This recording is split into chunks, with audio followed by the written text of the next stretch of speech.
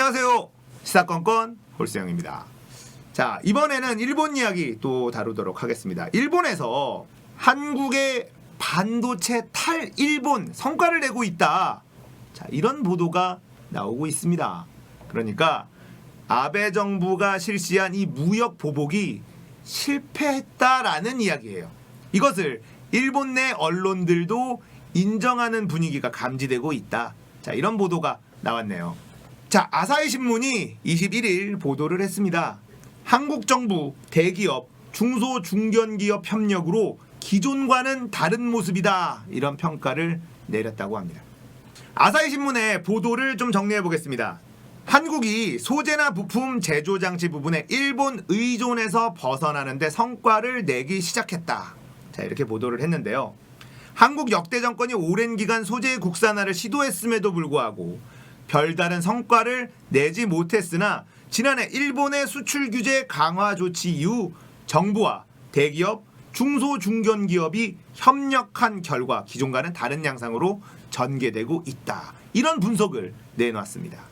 자, 아사히 신문은 그동안 실패했던 탈일본이 왜 이제 실현되기 시작했는가 라면서 화두를 던진 뒤에 한국 정부와 재계 관계자의 말을 인용을 해서 일본은 수출 규제로 반도체라는 한국의 가장 아픈 곳을 찔러 자고 있던 아이를 깨운 셈이다.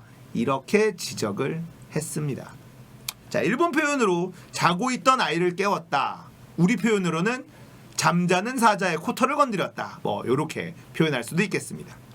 한국 정부가 과거 19년에 걸쳐 5조 4천억 원을 투입했음에도 국산화를 실현하지 못했어요. 그런데 지난해부터 대기업이 먼저 탈일본을 위해 움직였다고 아사히는 보도를 하고 있습니다. 삼성전자의 경우 일본 의존도가 높은 소재 부품 약 220개를 골라서 공급처를 일본 외 지역으로 전환하는 대책을 추진했다. 이런 내용을 언급했네요. 아사히 신문은 한국 정부가 소재 부품 경쟁력 강화 대책을 발표하면서 매년 1조 원 규모의 예산을 확보해서 20개 품목을 1년 이내에 80개 품목을 5년 이내에 국산화하거나 일본 외 지역에서 확보한다는 목표를 세운 점도 주목을 했습니다. 실제로 소재 국산화뿐만 아니라 일본 이외의 기업으로부터 부품 조달도 가속화되고 있는데요.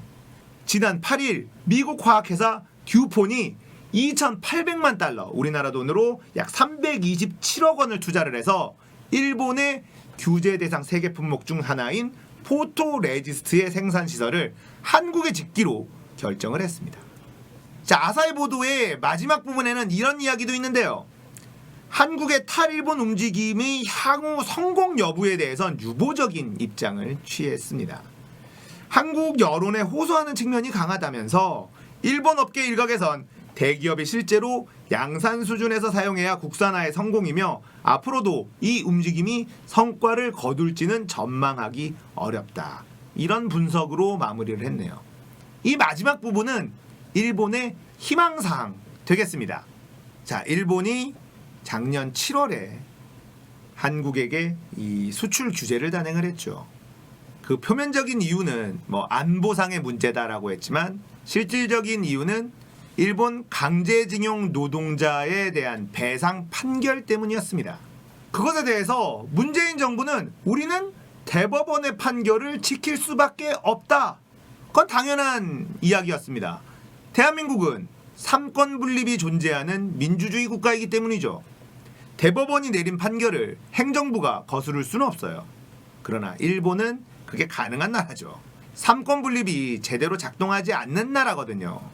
자, 이 대법원의 판결 때문에 이 수출 규제를 단행했다라는 것은 뭐 많은 사람들이 알고 있는 내용인데요. 그렇다면 이렇게까지 실패할 수밖에 없는 수출 규제를 단행한 것인가? 이것은 미쯔비시 키즈인 아베가 미쯔비시라는 기업을 지키기 위해서 단행한 보복 조치다. 제가 이렇게 분석을 해드린 적이 있습니다. 아베는 미쯔비시가 세운 세이케이 학원 출신인데요. 유치원부터 초등학교, 중학교, 고등학교, 대학교까지 세이케이를 나왔습니다. 자, 일본의 입시 제도 중에 굉장히 독특한 부분이 있는데요. 이렇게 어렸을 때부터 유치원부터 쭉 같은 학원을 나오면 시험을 보지 않고도 그 대학을 들어갈 수가 있습니다. 한국에서는 상상할 수 없는 일이지만 일본에서는 아무렇지도 않게 일어나고 있는 일이에요. 근데 이게 또 아베의 아픈 곳이다라는 이야기가 있습니다. 공부를 잘 못했다는 거예요. 그러니까 더 좋은 대학교, 동경대학이라든지 도쿄대라든지 이런 더 좋은 대학을 나왔어야 되는데 그런 대학을 갈 실력은 되지 않아서 그냥 세이케이로 쭉 간 거죠. 그래서 아베는 도쿄대 출신의 인재를 등용하는 것을 싫어한다, 이런 이야기도 있습니다. 자, 미쯔비시가 세운 학원 이 세이케이에서 키워낸 정치인, 이게 아베인데요. 이 아베 집안이 이 세이케이 출신들이 굉장히 많습니다. 그러니까 미쯔비시와 밀접한 연관이 있는 그런 사람들이 많다는 거죠. 제가 저번에 올린 영상에서 일본의 골판지 침대 때문에 밝혀진 한국에 대한 무역 보복의 이유, 자, 이 영상을 보시면 이 이유가 나와 있는데 이 골판지 회사 어딘가요? 미쯔비시 패키징이라는 회사입니다. 미쯔비시 패키징의 대표는 아베의 형이에요. 그래서 도쿄올림픽 선수촌에 침대를 골판지로 만들어줍니다. 그러니까 미쯔비시를 밀어주는 거죠. 자, 이렇게 미쯔비시는 어렸을 때부터 미쯔비시 키즈를 키워내고요. 이렇게 혜택을 받고 자란 미쯔비시 키즈들은 미쯔비시를 위해서 일을 하게 됩니다. 그 중에 대표적으로 정치인인 아베 신조. 자, 이 아베 신조는 국가의 정책들을 활용을 해서 미쯔비시를 밀어주기 시작하는데 그 중에 하나가 아베 신조의 형이 있는, 대표로 있는 바로 이 미쯔비시 패키징의 골판지 사업. 재난이 일어나고 재해가 일어났을 때 구호소를 만들 때도 골판지로 칸막이를 쳐주고 바닥을 깔고 이렇게 골판지 제공을 많이 했습니다. 그것 때문에 눅눅하고 냄새가 난다고 이 재해를 입은 시민들이 불편을 호소했어도 그래도 골판지를 계속 제공을 합니다. 왜? 미쯔비시 키즈니까요. 그리고 아베 형이 미쯔비시 패키징 사장이니까요. 정부가 물건을 사주는 거죠. 이런 일이 벌어지고 있는 게 일본이거든요. 우리나라 대법원 판결 때문에 국내 자산을 매각해야 되는 회사 중 하나 미쯔비시입니다. 이 미쯔비시는 전범 기업이거든요. 그래서 우리나라 대법원이 자, 국내의 자산을 매각해서라도 이 강제징용 노동자들에게 배상하라, 이런 판결을 낸 거예요. 자, 이제 그것을 실행하게 될 겁니다. 그러니까 아베는 미쯔비시를 지키기 위해서 무역 보복을 단행을 했죠. 자해 보복을 단행을 한 겁니다. 아베는 일본이라는 국가를 위해서도 일본 국민을 위해서도 일한 것이 아니에요. 오로지 미쯔비시를 위해서 한 겁니다. 그리고 외할아버지인 기시노부스케의 이 군국주의를 따라가기 위해서 한 거예요.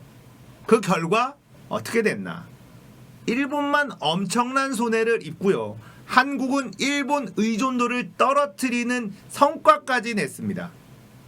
앞으로의 한일 관계는 더 기울어지기 시작할 거예요. 한국은 일본이 굳이 필요 없는 상황이 될 거고, 일본은 한국의 짭짤하게 재미를 보면서 수출을 많이 했었지만 이제는 그 짭짤한 시장이 사라지게 될 겁니다. 잘못된 지도자가 나라를 어떻게 망가뜨리는지 잘 보여주고 있죠. 물론 우리도 MB와 박근혜라는 걸출한 대통령을 만나서 고생 꽤나 했었습니다. 자, 하지만 다행히도 문재인 정부가 들어서면서 이번 탈일본도 순조롭게 잘 진행이 됐네요. 정부가 어떤 식으로 기업과 협력을 해야지 일이 잘 돌아가는지 정말 잘 보여준 모범 사례가 아닌가 싶습니다. 우리가 잘한 것은 잘했다라고 칭찬해 줄 필요가 있겠죠. 문재인 정부가 정말 이런 부분에서는 똑소리 나게 일을 잘하고 있다, 이렇게 정말 칭찬해 줘도 되는 영역이다라고 생각을 합니다. 아사히 신문의 보도로 시작된 이번 한국 무역 보복에 대한 일본의 피해, 이 보도 사례는 점점 늘어날 거고요. 이런 보도가 늘어난다라는 건 결국 아베의 힘이 빠지고 있다, 이거를 반증하기도 합니다. 일본이라는 나라는 언론의 비판 기능이 거의 상실되어 있는 나라예요.